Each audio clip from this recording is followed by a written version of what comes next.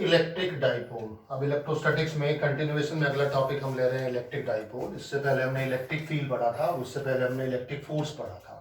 जब हमने electric field का फॉर्मूला पढ़ा, electric field intensity to a point charge, तो हमारे पास फॉर्मूला था 1/4πε0q/r², और डायरेक्शन का रूल था पॉजिटिव से अवे और नेगेटिव के टुवर्ड्स। ये दो तरीके थे, हमने पढ़ा था। अब इसमें सारी चीजें पढ़ी हमने। अगर इसमें डायलेक्ट्रिक कांस्टेंट हो तो ε0k हो जाएगा, सुपरपोजिशन प्रिंसिपल लगाएंगे, मोर देन वन चार्ज है अगर, उसकी वजह से निकालेंगे। और अगर कंटिन्यूअस चार्ज डिस्ट्रीब्यूशन निकालेंगे तो जैसे फोर्स में निकालते थे वही इसमें कंडीशन आ जाएगी। जैसे मान लीजिए लीनियर चार्ज डिस्ट्रीब्यूशन के लिए लिखना था हमें, ये कोई लीनियर चार्ज डिस्ट्रीब्यूशन है और यहाँ पर हमारा P पॉइंट पर r डिस्टेंस पर अगर इलेक्ट्रिक फील्ड फाइंड करना है तो वही तरीका लेंगे कि स्मॉल एलिमेंट लेंगे जिसको हम PQ मान लीजिए या Mn एलिमेंट मान लीजिए, और इसके लेंथ dl होगी और इसका चार्ज कितना होगा dq, और यहाँ से हम डिफाइन करते हैं lambda is equal to dq upon dl, जिसको हमने कहा था लीनियर चार्ज डेंसिटी, और dq आगे था इससे हमारा लैम्डा dl। और इलेक्ट्रिक फील्ड में हमने q की जगह dq, और फॉर्मूला बन जाएगा integral 1/4πε0 lambda dl upon r², and we can write it in vector form, position vector, each and everything is same as we have discussed in case of Coulomb's law। वो सारी चीजें पहले discuss आ चुका है, ये हमने बताया, इतनी चीजें हमने पहले कर ली है। अगर इसमें सरफेस चार्ज इंटीग्रेशन लेंगे तो यहाँ सरफेस में एरिया के रेस्पेक्ट में आ जाएगा ds आ जाएगा, इसमें रो ds हो जाएगा सिग्मा ds, और वॉल्यूम में लेंगे रो dv हो जाएगा। चलिए ये सारी चीजें हैं। अब हम देखिए इसी से आगे बढ़ते हैं, एक नई चीज और सीखते हैं, उसे कहते हैं electric dipole. Electric is taken from electric charges, di means two pole, जिसमें दो इलेक्ट्रिक पोल बनते हैं। It is an arrangement of two equal and opposite charges, ये -q, this is +q, and these two charges are separated by a small distance apart. This arrangement is called electric dipole.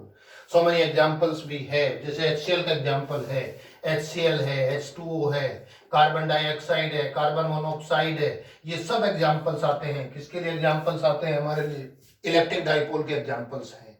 तो इन electric dipole को हम क्या कहेंगे? It is the arrangement of two point charges. कैसे point charges? Equal and opposite, unlike point के charges, separated by a small distance apart. आप जानते हैं HCl बीच का डिस्टेंस कितना होता है, जिसको हम बॉन्ड लेंथ कहते हैं H और Cl के बीच में, ये एंगस्ट्रॉम के ऑर्डर का होता है, तो बहुत स्मॉल डिस्टेंस बनता है। और जिसका साइज नेग्लिजिबल होता है, वेरी स्मॉल होता है, उसको हम पॉइंट डाइपोल या फिर आइडियल डाइपोल के नाम से जानते हैं। तो ये इलेक्ट्रिक डाइपोल हो गया।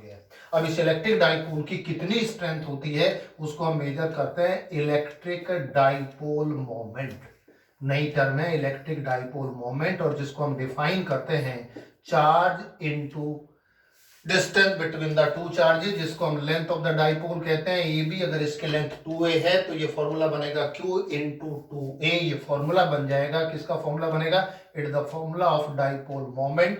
और अगर इसको वेक्टर फॉर्म में रखें, ये वेक्टर क्वांटिटी है, तो इसमें P vector is equal to Q into 2a vector आएगा। एंड डायरेक्शन जो कन्वेंशनल डायरेक्शन होगी फ्रॉम -q टू +q, ये इसकी डायरेक्शन होगी। यानी कि किसकी डायरेक्शन में? ये किधर ले रहे हैं? A से B की तरफ ले रहे हैं, तो कन्वेंशनल डायरेक्शन लेंगे। ये इलेक्ट्रिक डाइपोल है और ये इलेक्ट्रिक डाइपोल मोमेंट है और ये इसकी डायरेक्शन है। तो क्या करते हैं, इस फॉर्मूले को हम इसी के साथ यहाँ लगा लेते हैं। जो इलेक्ट्रिक फील्ड का फॉर्मूला हमारे पास था, ये इलेक्ट्रिक फील्ड का मैग्नीट्यूड है, ये डायरेक्शन है, ये यहाँ पर डाइपोल मोमेंट है। आप स्मॉल p या कैपिटल P कुछ भी लिख सकते हैं, Q इंटू 2a, और इसकी अगर डायरेक्शन लेंगे फ्रॉम -q टू +q। अगर SI यूनिट लेंगे तो कूलाम मीटर हो जाएगी, SI यूनिट में ये कूलाम हो जाएगा और ये मीटर हो जाएगा। Don't think so it is centimetre. Centimetre में स्मॉल c स्मॉल m बनता है, कूलाम के बीच में थोड़ा डिस्टेंस बना दीजिए, गैप बना दीजिए, तो कूलाम मीटर बन जाएगा। चार्ज के लिए कूलाम और A के लिए मीटर बनेगा, ये SI यूनिट होगी। तो अब ये इलेक्ट्रिक डाइपोल हो गया है, जिसमें हमने बताया बहुत सारे एग्जांपल हमें मिलते हैं। अब इस डाइपोल की वजह से हमें क्या निकालना? इलेक्ट्रिक फील्ड इंटेंसिटी निकालनी है। अब दोनों का कॉम्बिनेशन लेना है। We have to find electric field intensity due to this electric dipole। अब देखिए क्या क्या पॉसिबिलिटी हो सकती है, कौन कौन से केसेस बन सकते हैं। ये चार्ज -q, ये charge +q, this is A and this is B। सबसे पहला केस, electric field intensity due to an electric dipole. Electric dipole की वजह से इलेक्ट्रिक फील्ड इंटेंसिटी का निकालना। इसमें अलग अलग केसेस बनेंगे। केस फर्स्ट ले रहे हैं, on axial line of dipole. Dipole की एक्सियल लाइन पे लेते हैं। एक्सियल लाइन कौन सी होती है? जो दोनों चार्जेस को लाइन कनेक्ट करते हैं, इसको अगर एक्सटेंड कर दें, this line is called axial line. This distance is 2a and this is suppose centre and suppose this distance is x। यहां से यहां तक का डिस्टेंस अगर हम x ले लें, r ले लें, डजेंट मैटर, दोनों एक ही बात है। तो यहां से कैसे निकालेंगे इसका? अब देखिए, इस डाइपोल की वजह से P पॉइंट पर हमें क्या निकालना है? इलेक्ट्रिक फील्ड इंटेंसिटी निकालना है। कौन से वाला केस है? एक्सियल लाइन है। तो पहले एक्सियल लाइन हमने डिसाइड की, कितने डिस्टेंस पे लिया हमने? x डिस्टेंस पे लिया। It is your choice, either take x और टेक r, कोई फर्क नहीं पड़ेगा इसमें। अगर हम r लेना चाहें तो r भी ले सकते हैं, r डिस्टेंस भी हो जाएगा। कहां से हो जाएगा r डिस्टेंस? O पॉइंट से। और डाइपोल की लेंथ है, आप 2a ले लीजिए, 2l ले लीजिए, डजंट मैटर। ठीक है, शॉर्ट डाइपोल की वजह से निकालना चाहते हैं, कैसे निकालें? ये डाइपोल मोमेंट का फॉर्मूला, ये इलेक्ट्रिक फील्ड का फॉर्मूला। कितने चार्जेस की प्रॉब्लम है? 1 and 2, plus q and minus q। तो कौन से वाला फॉर्मूला लगेगा? हमारे पास एक चार्ज का फॉर्मूला है, प्रॉब्लम दो चार्ज की है। क्या करेंगे? इसमें ग्रुप ऑफ पॉइंट चार्जेस दोनों का सेपरेट अलग अलग निकाल के और क्या करेंगे? Will take the vector sum. चलिए लेते हैं पहले, सबसे पहले तो इसको कंसीडर कर ले, जब डेरिवेशन करते हैं। Let us consider electric dipole of length 2a and dipole moment p। Let a point p on axial line at a distance r, कहां से? From the centre of the dipole. अब देखिए, यहां से ये डिस्टेंस ये हो गया, ये हो गया, तो ये वाला डिस्टेंस कितना आएगा? r प्लस a हो जाएगा। ये डिस्टेंस यहां से कितना हो जाएगा? r माइनस a हो जाएगा। पहले माइनस q चार्ज का लेते हैं। अब देखिए लिखने का तरीका क्या होगा? इलेक्ट्रिक फील्ड इंटेंसिटी शॉर्ट में लिख रहे हैं एट पॉइंट p, किसकी वजह से? Due to charge. कौन से वाला चार्ज? Minus Q. Minus Q charge की वजह से ए पॉइंट पे ले रहे हैं, फॉर्मूला ये है E1। देखिए लिखने का तरीका ये होगा। अब आप इसको ऐसे भी लिख सकते हैं, डायरेक्ट ये भी लिख सकते हैं शॉर्ट में। और ये किसके इक्वल होगा? मैग्नीट्यूड यहां से लोगे 1/4 pi epsilon naught q upon r की वैल्यू इस चार्ज से और यहां तक का डिस्टेंस कितना? r plus a। that will be r plus a whole square, equation number 1। और डायरेक्शन किधर हो जाएगी? along, which along? Negative charge के किधर बताया हमने? टुवर्ड्स। टुवर्ड्स मींस कौन सा वाला पॉइंट हो गया? ये हो गया। और इसको हमने क्या कहा? E1 कहा। ये वेक्टर लगाया। बोलो यहां तक बात समझ आई कि नहीं? कितना आसान हो गया है, कुछ नहीं अलग से करना पड़ेगा, केवल इस फॉर्मूले को, ये फॉर्मूला है, ये प्रॉब्लम है। एक चार्ज का फॉर्मूला है, दो चार्ज की प्रॉब्लम है, टू चार्जेस की, दोनों को अलग अलग निकाल के वेक्टर सम लेना है। एक तो ये आ गया, this is magnitude and this is direction, इसको हमने कर दिया अलोंग PA। अब हम लेंगे due to charge, due to charge which charge? Plus Q की वजह से लेंगे, ये E2 हो जाएगा। E2 हमने किसकी जगह लिखा? मैग्नीट्यूड की जगह 1/4 pi epsilon naught q। Charge ये भी q है, साइन कंसीडर नहीं करते हैं मैग्नीट्यूड में, केवल हमने चार्ज लिया, divided by r minus a whole square. Equation number second, direction किधर हो जाएगी? देखिए पॉजिटिव चार्ज है, पॉजिटिव से किधर जाएगा? अवे जाएगा। This will be E2 vector, तो अलोंग BP हो जाएगा, अलोंग BP। अब वेक्टर की, अब देखिए इलेक्ट्रोस्टैटिक का काम तो पूरा हो गया है। सॉल्यूशन आगे का जो रिजल्ट आएगा वो रिजल्ट किससे आएगा? वेक्टर से आएगा। दो वेक्टर हैं, एक E1 और एक E2, दोनों का रिजल्टेंट लेना है। दोनों की डायरेक्शन कैसी है? अपोजिट डायरेक्शन है। Then we will take greater minus smaller, vector rule लगाइए। इसका डिनोमिनेटर कम है, it means from first and second E2 is greater than E1, so resultant और net electric field intensity at point P। अब vector से कैसे निकालेंगे? E is equal to E2 minus E1। कैसे आया स्टेप? E2 ज्यादा है, किससे ज्यादा है? E1 से। तो vector B minus vector A का फॉर्मूला लगाइए, इसको सॉल्व कर दीजिए और कितना आएगा? और E इज इक्वल टू, यहाँ ले रहे हैं इसको, कितना आ जाएगा? E2 की वैल्यू है तो देखिए क्या कॉमन आएगा? 1/4 पाई एप्सिलॉन नॉट q आ जाएगा, r minus a square minus r plus a square. Further solve करेंगे, 1/4 पाई एप्सिलॉन नॉट q, यहाँ जाएगा r square minus a square whole square, property लगा दीजिए, r plus a minus r minus a whole square.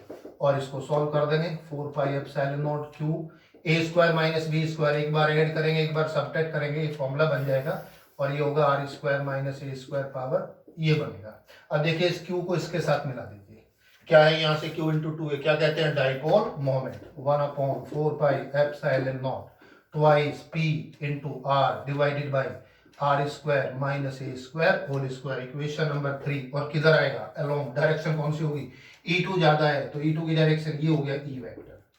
E2 की direction में हो जाएगा along, कौन सी वाली डायरेक्शन होगी? E2 की जो डायरेक्शन होती इसी डायरेक्शन में बनेगा इलेक्ट्रिक फील्ड इंटेंसिटी, ये डायरेक्शन, तो ये मैग्नीट्यूड आया सॉल्व करने के बाद, ये रिजल्ट आया और ये डायरेक्शन बन गई E2 की अलोंग। अब देखिए हमें लेना है शॉर्ट डाइपोल।